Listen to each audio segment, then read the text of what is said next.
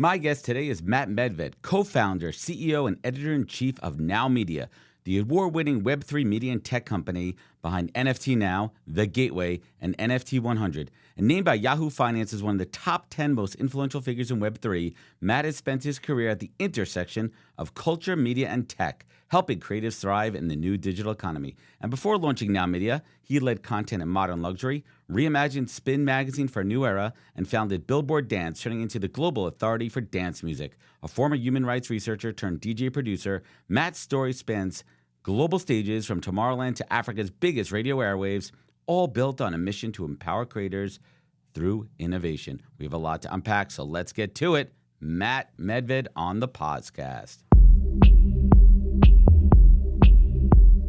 Welcome to the podcast, where we introduce you to incredible humans who share their journeys with the mission to inspire you to harness your own inner tenacity to drive your life and career forward. And now, your host, Adam Posner.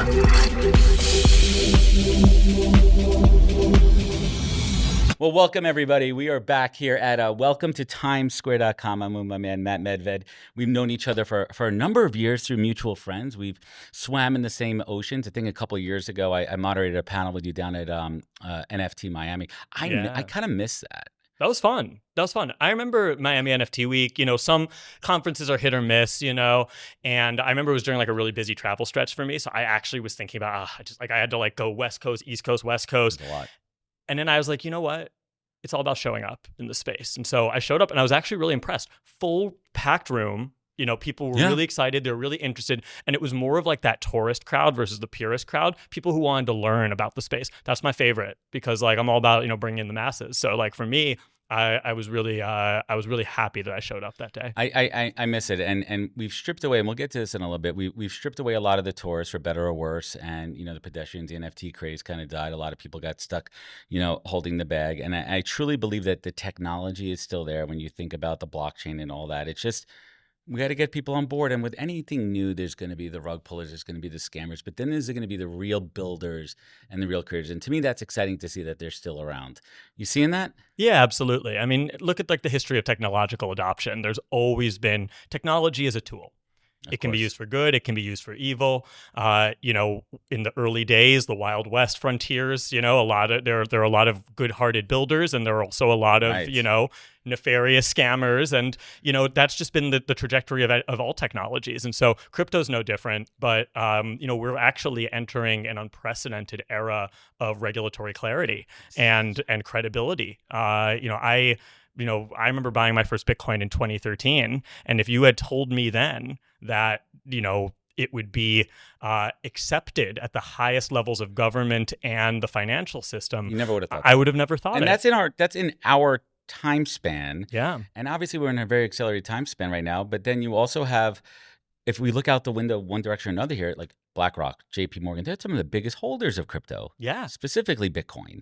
So you got to think that these guys are onto something. I mean, even look at our president and some of the stuff that his businesses are holding on to. Too. There's a reason behind it. But let's hit the rewind button here. That's what the show is all about. Love to welcome my friend and your friend, Matt Medved. He's had quite the interesting background there. And I'm curious, too, if you don't mind me asking, what did your parents do for a living? Let's talk about your story here. Yeah. No, I love the origin story, Origin story graphic, sound effect, like the Wayne's World one. Exactly. My father is a neurologist in private practice, and that's the brain doctor for those who aren't, with the medical brain jargon. Surgeons, yes. Yep. And then my mother is a nurse and genetic counselor, also a marathon runner, and they met on volunteer ambulance. So I come from a very medical family. Was early on, was that the expectations that you were going to follow their footsteps, or were they embracing that you were going to go down your own path? I feel really fortunate because my parents always supported me in all of my interests. As long as, I could go off and have a sustainable, successful, independent career, they were really supportive. And so there was never that expectation. And, from the early days, I gravitated towards more creative fields. I was very much into creative writing, poetry, prose, songwriting, all of that, music. And they always really supported me throughout all of those ventures. And we can see the trajectory here too. But your arc is fascinating, right? Human rights research in Nigeria? Yeah. What was it like to traveling to some of these, you were taken out of your comfort zone. What was that like at an early age? Yeah. So I worked for a conflict resolution NGO called Search for Common Ground. They're the largest global NGO for peace building and conflict resolution. And I did exactly what I thought I wanted to do at the time, which was human rights field research in a conflict zone.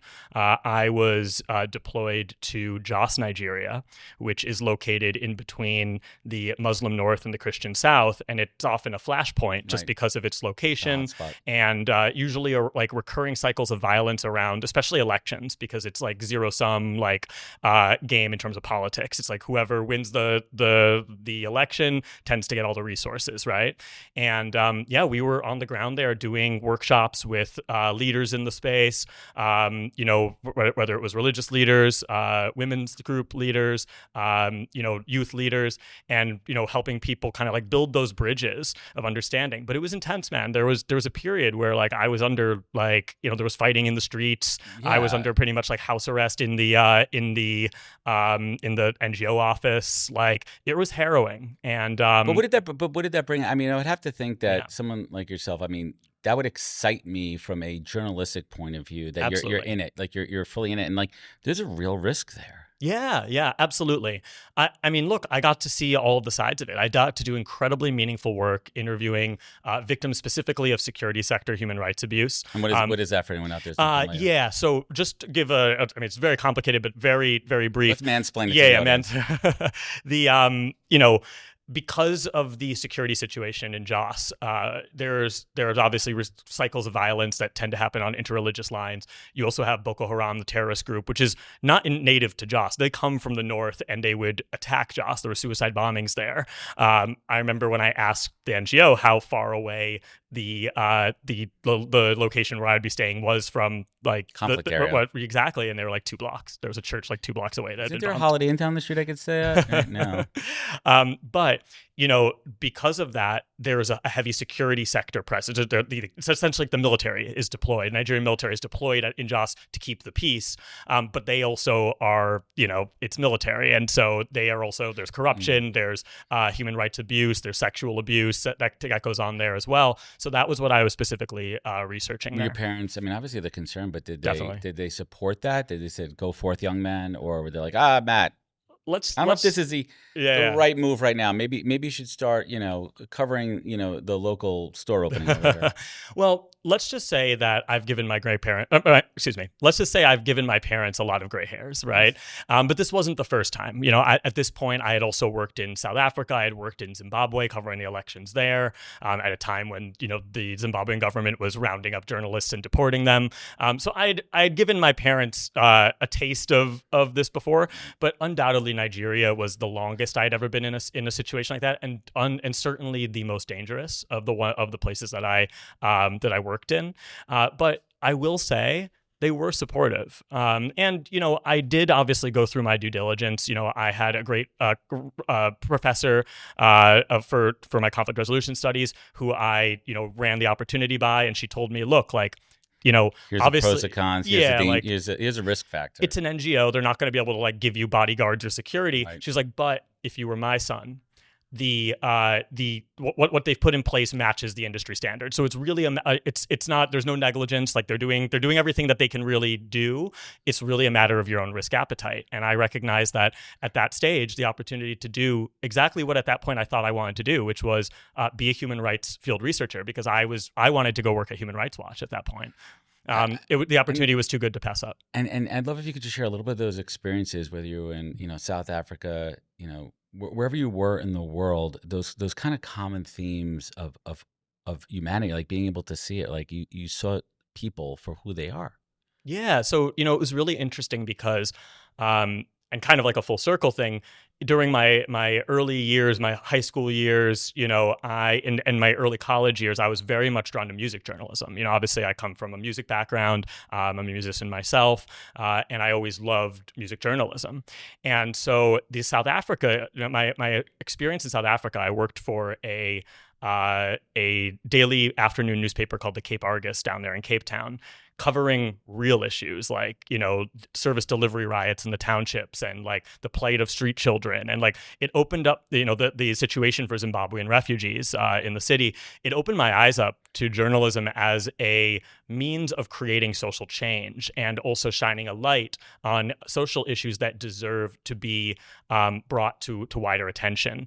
And so that really did profoundly impact my career, even after I went back to music journalism. You still felt it. Yeah. Did you feel when you were reporting from these areas too that I could do more? What could I do? Did you feel pulled to do something personally when you were down there, or are you able to stay in your journalistic lane and the responsibilities there, or is there a gray area? It's a great question.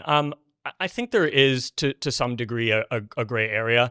Obviously, I was covering these situations for a newspaper, so you had to be objective, you had to be fact driven, right. All of that. But I certainly knew, I sympathized with the plight of Zimbabwean refugees, and partly because some of them were my friends. My photographer, this great guy named Francis, he had slept on the streets of Cape Town until he got his papers. He had fled Harare after he had been caught taking photos for Reuters and like tortured and all of that. And so when I went up to Harare to cover the elections, I stayed with his family. That's the only reason I wasn't deported, was that I wasn't staying in a hotel.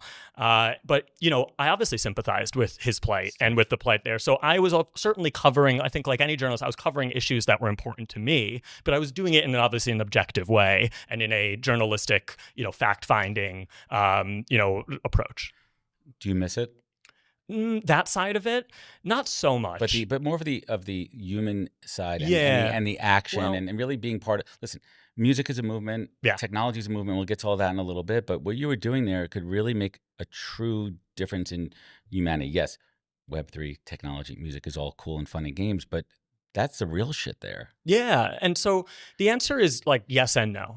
I don't miss being in a conflict zone like 24/7. At this stage of your life, you're cool. Yeah. I recognize that I am someone with many passions who wears a lot of hats and has a lot of pursuits. And while that was incredibly important to me to do that and to contribute in that way, being down there was challenging for me to do justice to all of those other passions and pursuits. I mean, I was DJing on the radio there in Nigeria. I was befriending all the like radio DJs and such. So I was still doing my music stuff, but when there'd be violence and things like that, it would shut down. And I also recognize that there's many ways to make an impact. And so even after that experience, I wrote grants for USAID, right? Yeah, USAID and State Department and the like, to help create programs down there to help. So you really found a way to give back to it and make a exactly. difference. This one kind of just came to the top of my head. I mean, I grew up listening to Paul Simon, and that's an influence from my mom. And I think about the album Graceland, which was influenced from Paul's time. I think he was down in apartheid South Africa too during that too. And you talk about DJing on the radio down there and your musical background. I mean, how much of that global sound, like how did that influence your musical repertoire from a DJ perspective and a musician? In a major way, honestly. I remember being exposed to Afrobeat long before it sort of took over America. It was a cool thing. Yeah, I mean, it was definitely cool in Africa, Ghana and like it's called Nigeria. The beat, right? Yes. Yeah, but like and so it was so interesting hearing that, and I was like, this is hot. Like I love this. Yeah, it makes you move. Yeah, and then I remember I was playing more traditional like electronic house, techno, dubstep even, and I remember like my friends. Shout out to DJ Stino and Verbs, Rhythm 93.7 FM, I think. But those guys are legends. Yeah. Those guys are legends. Down there, and they like big culture creators. And I remember playing like dubstep, and they're like, "What is this?" So it was a really cool like cultural exchange. And I also remember DJing on the radio there, and I was like just kind of flowing with it, having fun. And I was like, "How many people are we reaching?" And they were like 6 million. That's and I was crazy. Because radio is the biggest way to reach anybody. There wasn't broadband internet, right? They were able to tune in on their radios. Were you able to infuse like some of your style and beats there and introduce it to them? Yeah. Like, what is this? What is this, Matt? Yeah, no, for sure. I got to like kind of branch out a bit and share that, and so that was really special. And I think it just when I look back on it, it was just so clear to me that like even in these like even while I was doing this very important work, as you said, it's like, this is the real stuff. Like this is, the impact driven work. Moving the needle. I've always been a culture guy, right? I've always been drawn to music. I've always been drawn to sharing, to curation, and to connecting with different cultures, and to learning and sharing more. When I look at your career, when I was doing the research here, there really is that common thread of curation, right? You're, dare I say, a tastemaker in certain ways, but you're a curator, and your finger's on the pulse of what's happening right now, right? And I truly think that's a common thread there. Was it tough for you? Let's talk about the pivot of going from reporting around the world social causes to moving more into the technology space. What was that pivot like, and what drew you in that direction? Yeah, so it's really interesting because for me, I've always been a technologist. I've always been a techno-optimist. I've always embraced techno-optimist. I've always embraced new technology. Like a lot of people, their first reaction with new technology is fear, because a lot of people fear what they don't understand. I've always approached it with curiosity, and I've always been open-minded around technology, because in my eyes, technology has always driven storytelling forward, from the Gutenberg printing press to the invention of the internet, to mobile, to social, with web, and now what we're seeing with Web3, and now we're seeing with AI. These are just new frontiers, and technology always wins. Like we never go backwards. No, right? we're never going backwards. But I want to pause for a moment and talk about another innovation. You moved over to music journalism, right? Yeah. And I want to talk about Billboard for a little bit, and everyone's familiar with Billboard, with the charts and with the publication and everything. Did you have to convince them to start the division in charts there, or was that another logical progression, because that was the vibe and what was happening and what culture was dictating? Yeah, really good question. It was a bit of both. Right. So I was finishing up my graduate school with back-to-back exchange programs in Milan and Berlin. And I remember, and at the time I was also writing for dance music blogs. I was covering all of these different European festivals, et cetera. And I got this cold email from Carrie Mason, who was then Billboard's dance music writer. And we love Carrie. One of her since back in the Twilo days, right? Yeah, she was working with over at Vinyl with Teneglia too. That's when I first met her. Yeah, she's a legend. And I always say, in an industry where it's often about who you know, my big break came from somebody I'd never met, and the most important email of my life went to junk mail. And I just happened to I was check stuck, your spam folder. I was stuck on a bus in the Czech Republic with no internet, and I was like, well, let me just see what's in my spam. My it's spam only I can folder. Look at right now. And I found it, and she had been like, I love your writing. Crazy. Are you exclusive to these blogs? I'd love for to invite you to the opportunity to write for Billboard. And so as soon as I got signal, I wrote her back and I said, I'm so sorry, I'm just seeing this, but absolutely, I would love this opportunity. And I started writing pieces for Billboard, and then soon after, she left to go to SFX to run their marketing, and she asked me if I had interest in stepping into her role as the regular dance music writer. This was a freelance capacity, and then I was like, absolutely. I remember interviewing with Ty Comer, shout out to Ty, who also believed in me, who was then editor of .com. And after kind of running all these ideas by him, I said, look, one last thing. There's this kid in Norway. His name's Kygo, and I think he's going to be a star. Can I write a feature on him? And he was like, yeah, if you believe in him. At that point, he had never played outside Norway. And that was my first called shot, was Kygo wrote the big Billboard feature, and I did that whole rise with him. We went to Tomorrowland together. We went to so many festivals, and met so many artists and important industry contacts along the way. And it became clear to me that dance music, was taking over America, and that there were most of the serious publications were not giving it the time of day in America. In Europe and in the UK, you have Mixmag, you got DJ Mag, it was ubiquitous, and it's a trend on that long time ago. It was all music blogs at that time, because Rolling Stone wasn't touching it. Pitchfork was turning up their nose at it. And what was interesting was Billboard. Obviously, Kerry and Zell McCarthy also did great work there.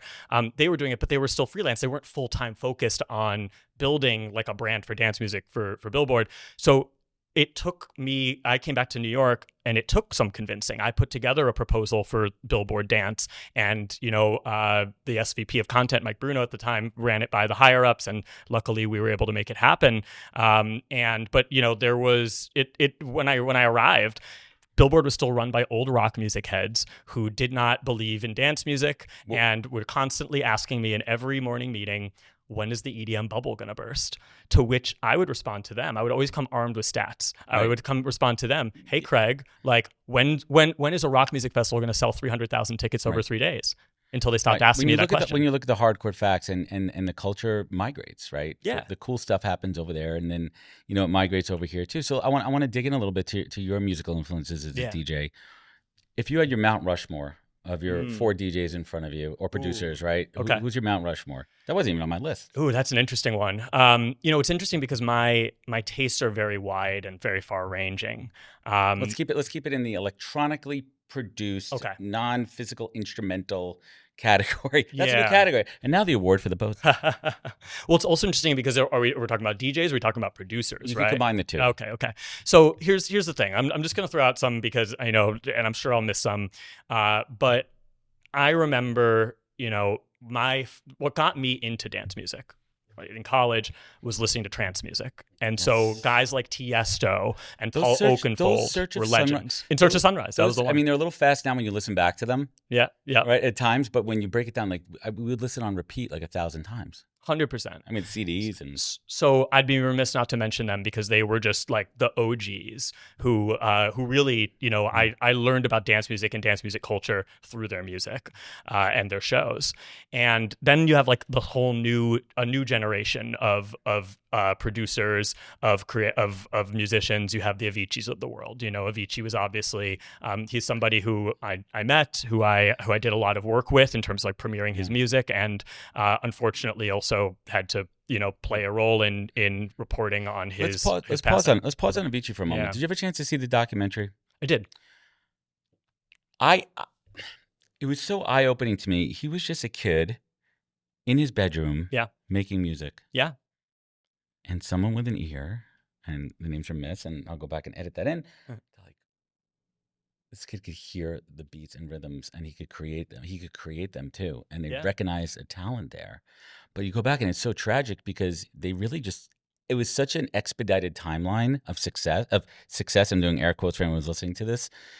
And he couldn't handle it. And he couldn't handle the pressure and the pace of it too. And you see the human side of success. I mean, you look at somebody now like a John Summit who rose very quickly, from those ranks too. And you think about the mental health of it, where like it's not all glitz and glam being that rock star. From your point of view, I mean, you had a front row seat to these folks. Like, did you with Avicii, looking back on it now, knowing what did you see that side of it? Did you see see the stress and the and one of our mutual Malik was managing for a while, and like I talked to him a little bit about that too, and these are humans. These are not just like behind every rock star musician is a real person going through their own shit and struggles. Well, 100%. And, Avicii is really in many ways the poster child of that generation and a trend, which was the rise of the bedroom producer. You remember Avicii, back in the day, you'd have these DJs who had their residencies. Tenaglia had his residency. Tiesto had his residencies. They were DJs first and foremost. Right. They might make some music. They might work with some producers to make music. But the rise of the bedroom producer, that was caused by obviously the advent of the internet. Right. Technology, being able to create it on your laptop. Democratization of digital technology. Right. All of a sudden, any kid with an internet connection and a working knowledge of BitTorrent could have industry standard software. And so you had guys like Avicii, you had guys like Martin Garrix who rose to fame because of the music that they were creating in their bedrooms. And the demand was around their music, the popularity was around their music. And for many of them, it's like they had to learn to DJ because now they created tracks, but they didn't know how to mix other people's stuff into it. Kygo's the same way. Kygo's a pianist. Yeah. He had to learn to DJ once there was demand because of his music. And it's a real different mentality for many producers versus DJs. Right. You look at a guy like Steve Aoki, he's a DJ. I know he produces, he knows his way around a DAW, he does that stuff. Right, but he's a DJ first and foremost. He knows how to throw a show. Yeah. Those are entertainers. He's an entertainer. Right. He knows how to throw a great party. He knows how to hype up the crowd. Yeah. And so that's a different mentality than for many producers. And Avicii, obviously, if you watch that documentary, you'll see he had a lot of anxiety around performance. And he offset that by drinking, and it led to a lot of health complications and that whole that whole struggle. And that was because you're basically telling this kid who his art form was production. and all of a sudden he's going around DJing all over the world in front of huge crowds. Some people make that jump well. Not everybody. Not everybody. And not everybody. It's going to a performer right on the stage too. I don't know if there was a specific piece in there too when he created what he thought was a really interesting kind of crossover with rock, and then it was an Ultra Music Festival, and it completely bombed. And that's really country. It was country, and it threw him off in a terrible direction. I was like, first of all, I didn't know that part of it. Yeah. Right. And I took it. We were sitting in the theater. We watched it at the at the film festival here in the city, and I was like, oh my God. I was like, that is just horrific. Like, you go up there, you have this idea as a creator. Yeah. Like, you have this idea in your head, I created something, they're going to embrace it because they love me. And then it was a management of expectations, and it just bombed, and that threw him down the rabbit hole. But ultimately, he had the last laugh because "Wake Me Up" became a massive global hit, and and the biggest maybe of all time. Exactly, yeah, one of the biggest dance hits of all time, absolutely. And and so he saw something that crowd wasn't ready for. He was ahead of his time. Way too ahead of his time. And it was interesting. We broke the news of his passing at Billboard, which was a really tough day, and sort of like a sacred responsibility to ensure his story was told right. You had to do it right. You had to. You owed it to the community. You owed it to him to do the obituary right. So you said something interesting. I want to double back on. You're being a tech optimist too, and the advent of and the rise of AI, and literally, like, even on the train here, I wrote a rap song with ChatGPT, and I had to prompt it and everything because I was just fuck around and find out, which is one of my favorite things. But is it there's two sides to look at it, right? Like, if you could be a purist and say, no, you have to you have to be classically trained musician, you have to know how to be a keyboarder and pianist, versus these kids, they're creating in a different way, and their instrument is their fingers and words to prompt things. Are you a purist in that regard, or are you embracing it? I'm embracing it. I've always been embracing it. And partly because of my own journey. I've always been a by-ear musician. So for me, I hear music. You can't read music. I can read it here and there, but that's not how you were trained. That's not how I... You weren't reading sheet music, but you could hear it by ear, and then you could figure it out. Exactly. I don't discredit that. But it was not like, instruments were not the best way for me to get my music out of my head. And I found it really challenging for many years because I would hear notes in my head. I knew they were in the right key. I could hum them, I could sing them, but I couldn't tell you what those notes were, and I couldn't, and I would have to laboriously on a keyboard figure out what they were.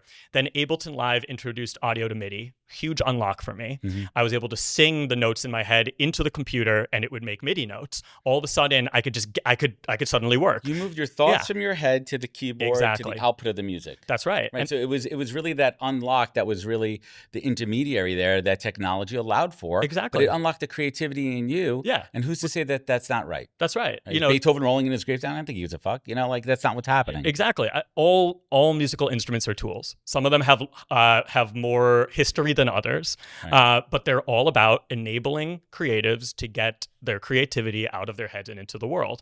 And so to me, look, electronic musicians were obviously doubted and disparaged for not being real musicians for many years because they didn't understand the musical process that was going on there. The same thing is now happening with AI music, AI generated music. And, there is a real unlock for non-traditional musicians to be able to now get their ideas out of their heads and create industry standard, tracks or creations or demos around that. And I would say this is a very logical transition into talking about digital art and NFTs and everything too. It's the same concept where I may not be able to draw or paint or use watercolors or acrylics, but I'm very talented with a keyboard, and I have thoughts in my head, and I know how to translate my thoughts creatively.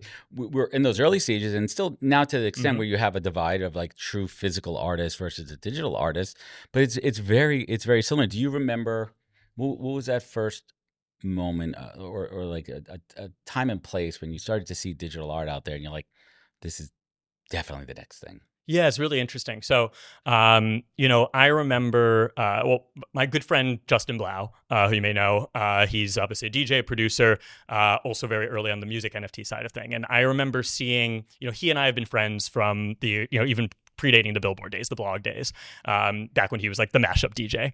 And we always would check in with each other on like technology during that rise. I remember he bought me my first Ledger in like 2016 or 2017 at a Grammys party when we both found out that we were dabbling in crypto. Right. And gotta so have this. It's all on your keys. Very important. Yeah, not your keys, not your coins. But so I remember seeing what he was doing with a visual artist named Slime Sunday. And I was seeing how they were selling digital works that were, these kind of short form music loops with digital, like visuals. Visualizations, right? And I said, this is going to change everything. This is digital ownership. This is provable digital ownership in a way that didn't exist before. And what that opened me up to was this whole new world of digital artists who previously had to make a living off client work, who are now suddenly stepping into their own as artists who could actually build a collector base. Right. I think let's pause on that for a second there too, because you think about just artists in general, right? And there's really only the top couple of 1% even that really quote unquote kill it and make a ton there. But now it's with the technology, the artists, whether digital or music, they're able to own and monetize their creative in a way that was never seen possible. Yes. Right. The democratization of ownership of creativity. Yeah. And that, for me, I was like, that's a big one. Changing the game. So if you look back at your roots, you have a very deep understanding of how the music industry works. This was upsetting a lot of the old school folks right there, right? As it does, right? As it does. The old guard's got to go. I mean, I remember, so kind of when I look at that crypto intersection of crypto and culture, I bought my first Bitcoin in 2013. I was the top signal of that market. I bought the exact top, $900. What'd you get in that? $900, and then it crashed to $250 like the next week. So I think I might have shared this story before. We swim in similar circles where we're in the know from an early adopter standpoint. And I remember it was 2014, and I heard word about this thing called Bitcoin, and I started to go down the rabbit hole a little bit. And I was like, okay, I'm going to go buy some. And I forgot what the price is, and I could price check it. And I signed up for my first Coinbase account. It was a new thing, but I wasn't able to transfer money. I couldn't do it the way we do now. It wasn't easy. Yeah. And I remember I had to somehow wire the money over to them, and my fucking lazy ass decided, you know what? I'm just not going to do it. Many such cases. And I told this story to my wife, and she literally punched me in the dick. She's like, she's like, do you have any idea? She's like, we could have had college. College is paid for and all that too. I'm like, but here's the thing, babe. I've always had diamond hands, and there's zero doubt that if I got in sold it. and $900, I was going to sell. I still hold that Bitcoin, that one. Yeah. Right? Yeah. Like you have it, and I wish I bought a lot more. Right. And now it kind of got me off on that path too. But then we get down the path of NFTs, and we start to go down to that boom craze in 2021 and everything. And did you kind of see some of the writing on the wall that this thing was going to like maybe blow up too big, and there was going to be people kind of quote unquote holding the bag? So the way I also saw it, kind of the evolution there. A little history lesson for everyone out there. You're a historian. Yeah. So 2016, 2017 was the rise of Ethereum. I was at Billboard. I was the only person at Billboard who owned crypto or understood it at all. So I started doing some coverage around like DJs trading crypto. And I remember that article popped on Twitter because it was like the first time that Billboard magazine, this like vaunted, publication, industry, right? had acknowledged Bitcoin. So all the Bitcoin maxis were going crazy, and I was like, I kind of wish it had been for a more serious article, but I recognized the community around it. Because when I was looking at Bitcoin in 2013, it was like this crazy backwater Reddit thing. And now I was seeing that there was this more mainstream. And I started, really looking at, I spoke at South by, I talked a lot about like the intersection of music and blockchain, and how can this empower creators? Is there a play with royalties and publishing? Everything was too early then. And so what was interesting was in 2020, 2021, when, Blau pulls me down the NFT rabbit hole, for me, all the light bulbs went off because I was like, this is the technology I've believed in for a very long time. Finally disrupting fields I'm actually passionate about, like music, art, culture. Because I'm a culture guy. I'm not a finance guy. And it with the potential to empower creators. So I was like, I am all in on this. But I remember the early conversations with Justin, and he even felt, especially with the PFP projects, he was like this feeling like the ICOs all over again. Right? Did you? Was there ever a point, Matt, where you felt you were drinking the Kool-Aid? Like, were you able to take a step back and like, because listen, we were all in it. We were in it. We were in it to win it. Totally. Right. We were in it to win it. There was the excitement of it. There was the thought of the financial gain of all this too. We're all drinking the Kool-Aid, man. Yeah, and look, not all of us had that perspective that you do, where we could step back and put it into the context of technology and evolution of technology and be like, wait a minute, let's slow down. Let's be a little bit more pragmatic here. Like, we all got very excited very quickly. Look, euphoria is a hell of a drug, hell right? of a drug. And we've all been through it, and we'll probably be through it again. It's gonna be another cycle of euphoria. Yeah. And obviously you learn from those cycles, but like that felt, and in many ways, I think we will look back on it still and say it was like the forefront of a new digital revolution that was going to change absolutely everything. And I still think digital ownership will change everything. It's just not going to happen as fast as we thought, and we're never going to see another 2021. Hey everybody, Adam here from the Podcast. Today's podcast is brought to you by the team at Fountain. Fountain is your full-service frontline workforce management platform. I have to tell you, Fountain's offerings are some of the most robust I've seen for any product in the space. They offer full solutions for hiring, managing, and retention. They are truly a one-stop shop focused on the frontline workforce. They also create informative content using their data. For example, they analyze a bunch of data from their fast food chains and created a trend report you could download now on their website. They also have a new ebook out called Frontline Voices. There's a lot to dive into. Certainly check it out. And you can learn more at fountain.com, linked in the show notes. Thank you. This episode of the podcast is powered by Welcome to TimesSquare.com, the billboard where you could be a star for the day. To learn more, please visit welcometotimesquare.com. Thanks. No, it was a moment in time too, and even if you look at my thing with the real like groundbreaking watershed moment was Christie's auctioning off Beeple's piece. That was 60 million. Like, was it more than that? It was 69.3 million.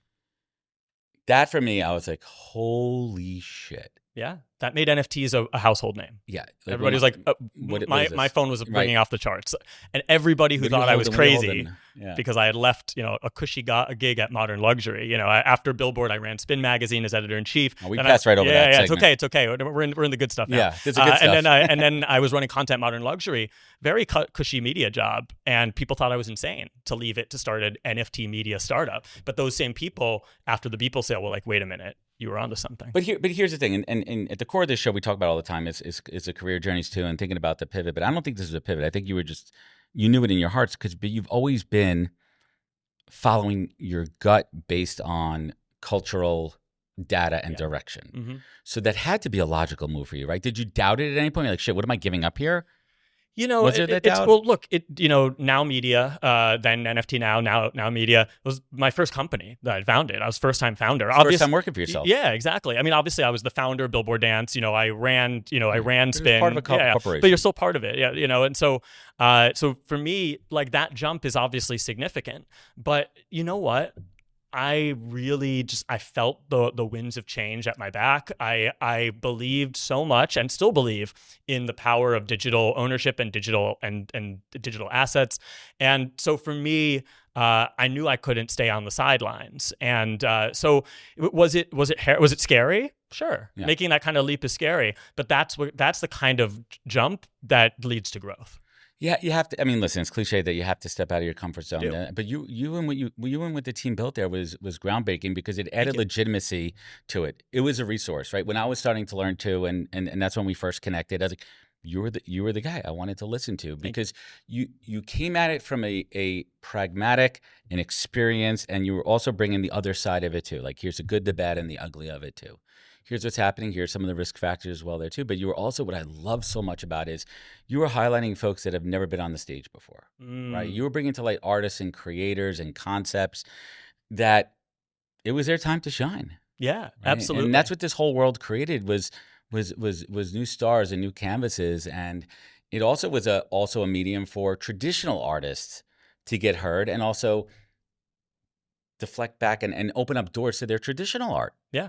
So many interesting things there, but then there was a dark side of it too. How did you and NFT Now back then manage the dark side and manage still talking about it as well too? Because it had to be important to report on it. Yeah, of course. I mean, look, like I said, technology always has, its booms and its busts, right? You can go back to .com. You can go. You're looking. We're in the middle of an AI bubble right now as well. But again, those bubbles, those booms, and those busts have always produced very important companies and very important technologies that have gone on to define the future. So, but it's wild to ride the roller coaster of that. I've now seen, all sides, well, maybe not all sides, but I've seen, the two kind of sides of the entrepreneurial journey of being strapped to a rocket ship where what you're working on is the hottest thing. And then the moment when the music stops and the market shifts and you are suddenly tightening the belt, you are gritting through it. Sometimes you're chewing glass and staring into the void.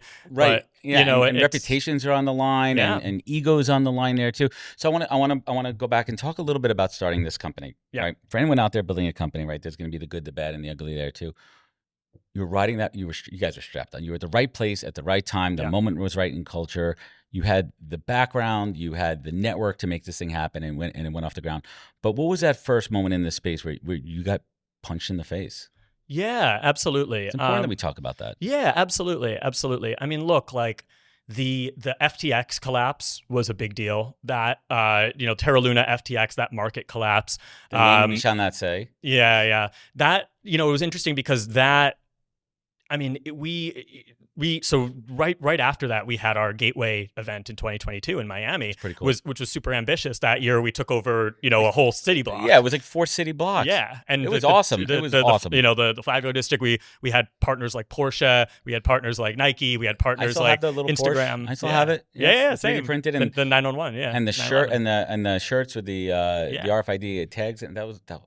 And it was kind of this interesting dichotomy because obviously those contracts had been signed, everything had been figured out prior to that crash. But at a time when everybody was pulling back, we were like dropping an even bigger flag.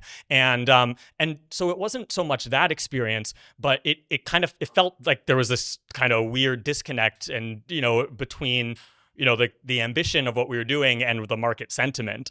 And it was 2023 as we continued to ride the wave of that ambition, doing gateways in Korea, doing another ambitious gateway in Miami with Faena Forum, where we also recognized that the fundraising environment had changed, that things had dried up. I mean, the end of Q4 of 2023, when we were actively raising, is now looked back on as one of the toughest quarters in the history of venture capital.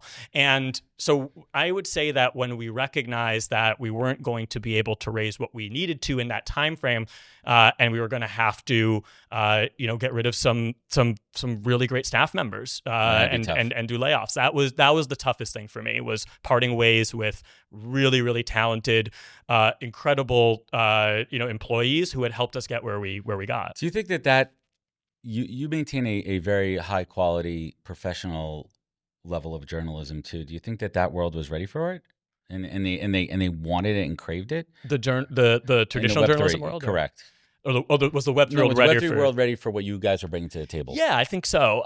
Because, and that's really what helped us differentiate ourselves, was the authenticity and, the journalistic ethos that I brought to the table, and that the whole team, the authenticity. It was something you wanted to read. Yeah. And, we in an industry that was where people often prioritize short-term revenue versus long-term credibility, we didn't take, we were offered so much money from these really suspect projects, these adjective animals, these rug pulls, these scams. Adjective animals. Yeah. And we turned that all down because our credibility was more important. Right. The first brand partners we said yes to were Coinbase and United Masters. And that's the bar that we set. Right. And that was established, reputable companies. And that's why Christie's worked with us, a 270-something-year-old auction house partnering with a 6-month-old startup. That put us on the map for the traditional art world. That's why we had Porsche. That's why we had Instagram. What was that conversation like in the boardroom? It was really interesting. Let's pull back the curtain on that one. You really had to get in there and convince them. We had to get in there, but I will also say that luckily,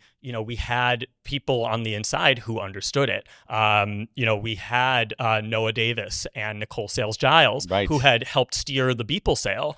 And at that point, inside Christie's, they were golden because they had delivered such a monumental sale. So that they said, hey, look, this Web3 media company, NFT Now at the time, they're worth partnering with. They're the standard in the space. They listened, and we were able to cut through a lot of bureaucracy that I think would have otherwise prevented that, and do some incredible events together. The Gateways in Miami, I think, were they opened the traditional art world to the space. And it was also a great experiential event too, being in the first one in downtown Miami. Yeah, that was I've been to Miami a million times. I never spent a minute down there. Yeah. And you reinvented the space with a modern edge to it.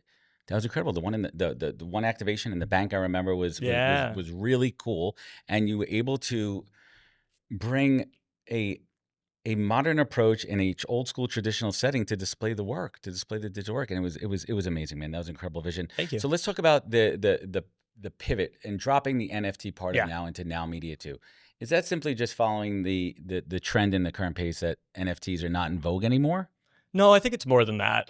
To me, I think one of the things we recognize is that the movement of digital culture is bigger than any medium. I'm a music guy, right? So like the analogy I often use is the MP3.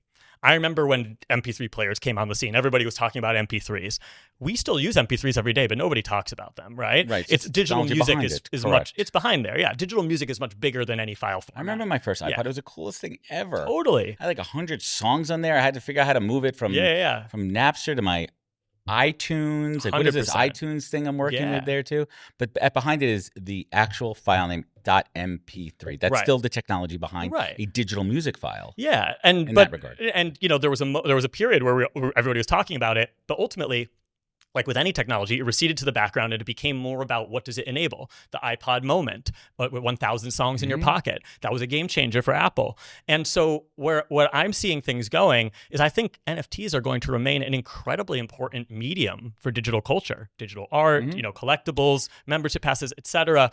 But we are limiting ourselves and we're limiting the scope of coverage and the brand by limiting it to one medium when this is about digital culture at large. The digital culture movement also includes fungible tokens. It also includes AI and creativity. It also includes, there's so many elements of that. What's happening on the policy side of things, like you have to cover from all angles too. The core of it, it's ownership and creativity, and how does that translate across all of these different mediums? So when the rebrand there, was it met with any hesitation? Everyone's like, no, this is the logical path. We're going in the right direction here. Was that hard for you? Look, it's always it is always challenging to sunset or shift a successful brand, right? Because NFT Now undoubtedly was a successful brand in that space, right? It's niche, but it was known, it was trusted, and all of that. There's credibility there. And so originally we started by making the parent company Now Media, and we still had all of the accounts as NFT Now. There was a sub-brand. Yeah, exactly. But it quickly became clear that in order to really maximize the potential of the and continue to stay relevant and stay on top of the fast moving world of digital culture, we needed to broaden the scope of coverage, and we needed to broaden the brand. And so many of our brand partners, Now Media is such an easier sell than NFT Now. Right, you're not pigeonholing yourself. Right. So you have the digital publication too, events that you guys know too. But what's next on the horizon? Do you see this getting back into the experiential world? Yeah, absolutely. So, like, what's next? I mean, people aren't going to NFT conferences anymore, but what we are doing, they look at Complex Con. You look at some of these other cultural kind of movements here. Where are you going to be? Yeah. So, in June, we did an official launch for the new Now Media site, new franchises, newsletter franchises like Luminaries, which is the one that I head up. It's like weekly deep dive profiles on movers and shakers in the space. My co-founder Ale has one called In the Flow for policy, the intersection of crypto and technology and policy. Yeah. Absolutely. And it's a new membership model. And so one of the things that's really interesting is that it's important to understand that the Now Media rebrand is more than just cosmetic. It's a totally different way of us creating content and approaching that content, because these days people trust people over brands. And so back in the day at NFT Now, you might have a senior editor writing the NFT Now newsletter. I would approve it or, that, but like it was about NFT Now or Now Media in your inbox. Now it's about Matt Medved in your inbox. Now it's about Matt Medved interviewing these people. We found that that's what people really gravitate towards. They gravitate more towards the people. A creator as the creator's name is the brand. Right. Yeah. And so Now Media is the vehicle for that. But so that's really important. And then to your question about experiential, we did for our launch event, we did a launch event at Pier 59 Studios at Chelsea Piers. We took over the biggest screen on the East Coast and did an entire audiovisual, interactive, immersive art showcase to recognize and to celebrate the launch. It's not going anywhere. That's right. The other fascinating piece that I've seen, just ancillary, and it's definitely related too, is I guess the reemergence of just collectibles in general. We've seen with sports cards. We've seen, especially around the trading cards too. I mean, if you see with Gary Vee's like V-Friends and the cards from that perspective, and I'm seeing individuals create cards too. And I think there's this resurgence of collectability. Yeah. Right. But that goes back to core kind of like when we were kids too. I don't know if you're a baseball card guy too, but we collect things. And you look at like Labubu's now that my little guy has too. Yeah. People like to hold things. And if you're able to create that world, because we all live in the digital world, it's not even the digital world. It's ubiquitous. This is the world we live in where you have physical and digital too. And you're able to combine those things together. It's created a whole new universe of a new generation of collectors. And it's great to see. So like my 7-year-old too, I embrace it. Like, you want to spend your money on that? Like, I can't be a parent and be like, no, save your money for college. No, just go have fucking fun. Like, why do you love it? Like, he even opened up, what did he do the other day? My mother-in-law bought him a pack of baseball cards. And the first thing in my head is like, these little rough little 7-year-old fingers there. I'm like, no, be careful there. That could be like an ultra rare card. I'm like, just rip it open and have fun with it, right? Like, what gets you excited? What brings you back to that intrinsic childhood, like fun element to this world? Like, what gets you excited? Yeah. Well, look, I mean, at the end of the day, I think that like collecting and curating, there are some elements of overlap there, which is like understanding where value comes from, understanding and appreciating cultural relevance, rarity, scarcity, fandom, these powerful forces. When, in the early days of NFTs, when I was going on every podcast imaginable trying to explain to people what they were, baseball cards were the analogy I used, because if at the end of the day, we have accepted that, a piece of paper that cost less than 5 cents to make could be sold for $5 million if it's Mickey Mantle and it's from the right year. And it's not about that piece of paper, it's about what it represents, right? And the rarity of it. So that's why I'm so bullish on digital assets, especially unique digital assets, whether they're NFTs or not, because at the end of the day, we as a culture are not going to stop valuing things for all of those factors I mentioned, like emotional resonance, cultural relevance, rarity, scarcity, history, fandom, etc. And as we lead more of our lives digitally, we are only going to continue to collect things in the digital sphere. And so I think the craze around Pokemon cards, which I collected as a kid, Magic cards, all of that. It's always been there. It's always been there. It's excitement. And we're going to see more and more of it happen digitally, whether it's on Roblox or whether it's on the blockchains. Right. I mean, we talk about it all the time. Like, people like, I would never buy something digitally, and be like, all right, do your kids use Roblox or Minecraft? Like, you guys are buying... these inanimate objects that live in the digital world that have rarity and scarcity. So we talk about AI too, and I want to shift a little the conversation, but I'm very curious to your thoughts. It's a very high level kind of thought here. Is this advancement in AI and these AI interactions? We see the craziest one that I saw recently was this app that has your AI dating profile going out in an agentic way, dating other AI agentic profiles and seeing if there's a match before two people even meet. Like, what are your thoughts on that? Would you ever try that? I mean, now you're in a relationship, so Matt's not doing anything. I'm off the market right now. He's going down to North Carolina to meet the parents, right? Yeah, but it doesn't surprise me to see that, and I think that. If I were still single, I wouldn't be opposed to trying it, because I think that technology, as I said, has always driven society forward, right? So back in the day, you were limited by, in terms of finding a potential match, you were limited by your own social network, and walking into a bar or walking into a restaurant and or arranged marriages, right? But again, it's like, who's in the same space as you. Obviously, dating apps created, I know a lot of people who have I met my wife on JDate. There's nothing wrong with that. It's amazing. That's how we, it was the intermediary. Otherwise, we wouldn't have been connected unless we ran into each other at a bar. And what are the chances of that? Why wouldn't you use technology to optimize for success, to ensure that, dating isn't, especially in New York, dating is not cheap and it takes time. So why would you go through all those reps on without positioning yourself for success. Why would you choose a less efficient route? And so to me, it's just smarter. It's just dating smarter, right? And so, all right, you knew that, for example, on JDate, you knew that a Jewish spouse was important to you. So, fellow member of the tribe, and so at the end of the day, you were setting yourself up for success there because you knew that the people that you would connect with there already checked that box, right? And then, it's just the next evolution of that. Yeah, and you can start to then be like around shared interests. So to me, the AI agent leap, while it sounds dystopian at first glance, it's just a natural evolution of maximizing efficiency around this process, and that's what AI is doing across every category. Right, but listen, we're moving very fast with it. And very fast. I mean, the speed of adoption is incredible there, right? But there's got to be the parts where we need to pump the brakes. Is there one specific area that you would like to see to pump the brakes on? Is it coming from the creative art side? Are you seeing it more from the the information side? Like where would you like to see the brakes pumped a little bit, or maybe not at all? Honestly, man, I'm not really a pump the brakes kind of guy. I think that technology, is important. Like innovation is important. Obviously, with certain guardrails, certain regulations, I think it's important. To me, it's not about slowing innovation. It's about speeding up regulation and speeding up legislation and getting the laws and the books and the organizing bodies hip to what's happening.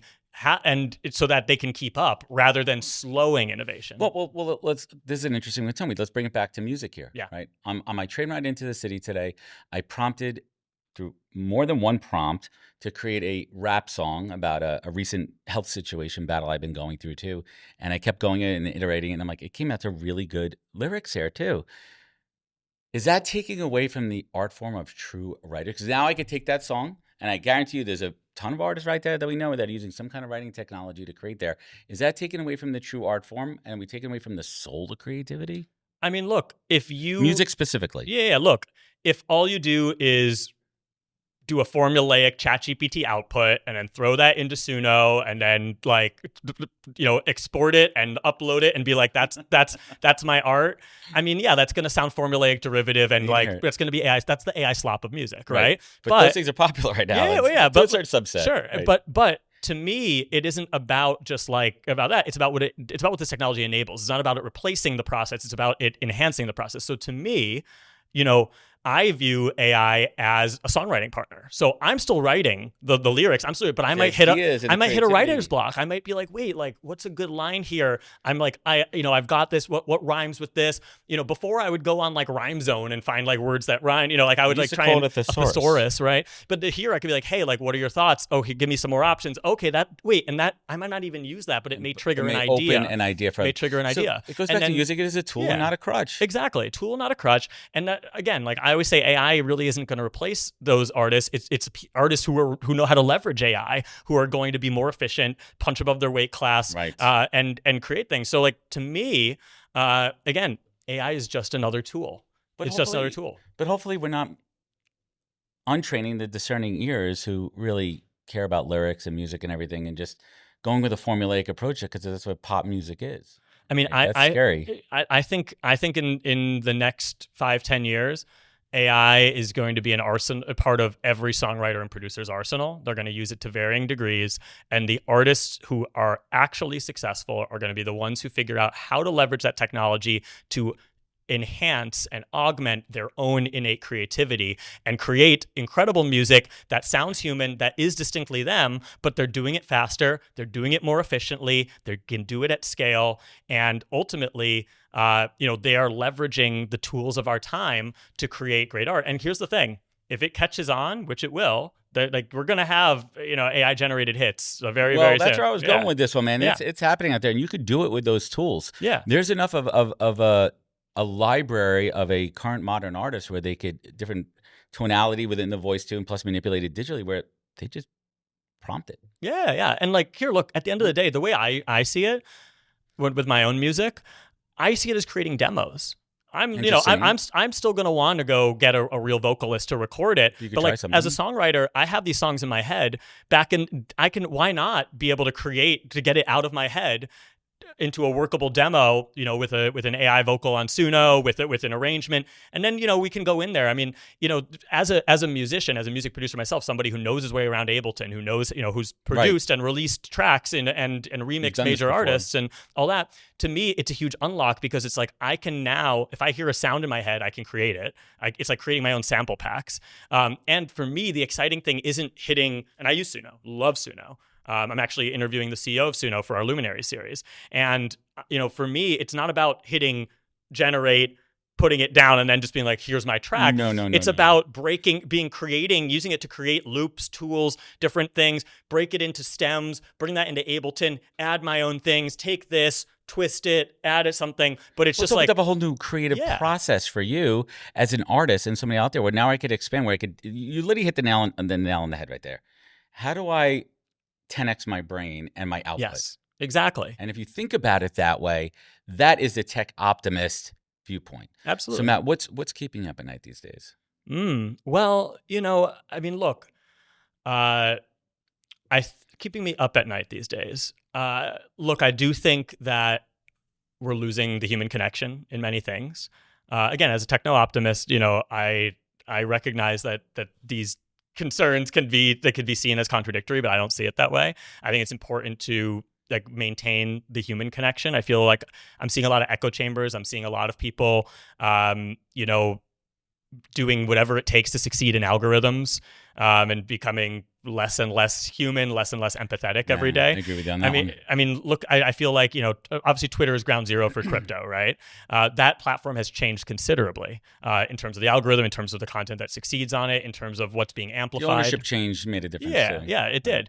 And, to me, that having to log in there every day and create there is more challenging than it was, during 2021 at Boom. And so, and just navigating the very fast moving markets, look, I always knew that we would go into a bear market and that it would take time. You understand. You've been around long enough. But, I also, I did think that we would be, that, unique digital assets like NFTs, et cetera, digital art would be in a bit more of a bull market than they have been in this cycle. This has been a really atypical cycle. It's been a really interesting cycle because this has been an institutionally driven cycle, not a retail driven cycle. Right, but when we talk about cycles too, we're still in such an infant timeline of this whole world that we don't know what the cycles are going to be from that standpoint.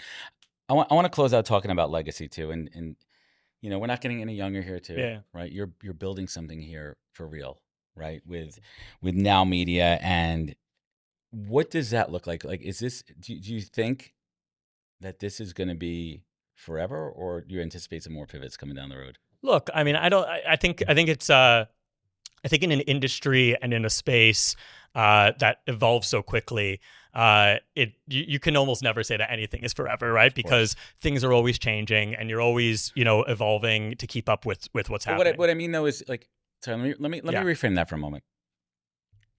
You've been doing your own thing for a while now, right? Like, embracing this as well too. Continuing to build, continuing to create, and continuing to be that tastemaker, is that going to be your legacy? Look, I do think I'm always going to continue to create. I do think I'm always going to continue to curate. I do think I'm always going to continue to tell really important stories I think matter, and empower artists and empower creatives and empower people who I think are making a positive impact. That the mediums may change, the forums may change, the ways that we do this may change, but I know that that's something that's like central and core to who I am. But I have a lot of different ambitions, and one of the things that I love about Now Media is, since we broadened it, is that anything at the intersection of like digital culture, it fits into the wheelhouse. So I've been for example, I've been really deep on the generative AI music side of things, and back when we were NFT Now, I couldn't really interview the CEO of Suno. Right. I couldn't really write about that. Now I can. So there's a lot of things that, one of the great things about the brand is that it's about now, right? And so no matter what that is, it's gonna be current. So leave us here with some advice to young creators out there. For they're trying to find their identity in this world where AI is really pulling into this homogenous world where, people are going to look the same and everything, but what advice would you give them to stay true to who they are? Yeah, I think it's about finding your own unique voice. I know that's easy to say, hard to do, and then figuring out how to leverage tools to do the most with that. Whether that's, if you're a creator, whether that's leveraging what you're creating across many different platforms, whether that's, using AI to be more productive, whether that's, kind of finding that niche. I think for a lot of people, like we always say, niches are riches. I think that's really important. I think finding something that you are genuinely passionate about to tell stories around and to create content around, because you can't fake it. And if you do fake it, people can tell. And if you can make a couple bucks while you're doing it, even better. Absolutely. Matt, leave us with the greatest piece of career advice that you've ever received. You've had, you look back on your career. It's a journey. It's an arc. It's a complete arc, and it's fascinating. And first and foremost, I want to thank you for your time and being here, and your wisdom, and always being kind of my source of what's happening in the now. Certainly, pun intended there. But when you think about the advice that you've received through your career, was there that one person, that one mentor that said something that just sticks in your head that you, I would say, almost repeat daily? Yeah, absolutely. And we'll take it full circle back to Nigeria, where we started. Cham Bagu, who was the country director for Nigeria for Search for Common Ground, legendary guy, great mentor of mine, very, very wise community leader, all the things.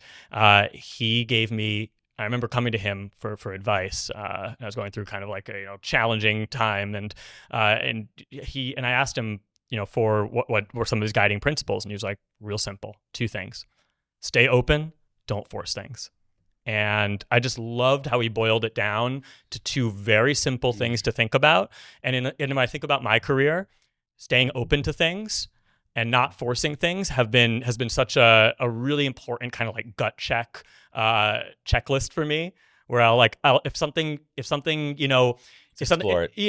feels uncomfortable, I'll ask myself, like, am I being open right now? Am I being open, or am I being closed off to it, or am I being open? And if I'm like, yeah, you know what, I've been open to this, but it's just not working, it doesn't feel right, all that, I'm not going to force it.